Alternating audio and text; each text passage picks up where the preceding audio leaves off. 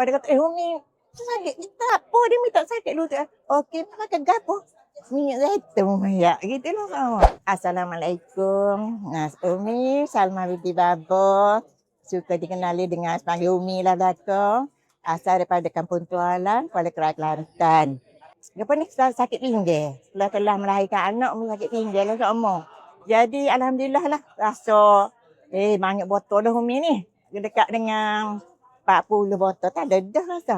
Melabur lah molek mana. Bila bangun tu wala kita kata itu kepala liak sikit pun okey. Bila pakai gitu ya. Alhamdulillah lah makan tu rasa sakit pinggir tu okey. Pasal mungkin lah pasal doktor duk royak melalui buai najis lah.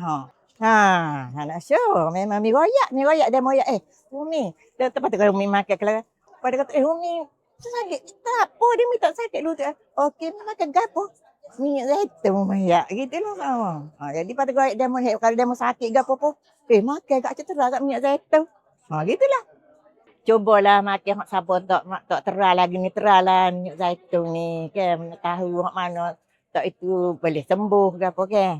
Itulah.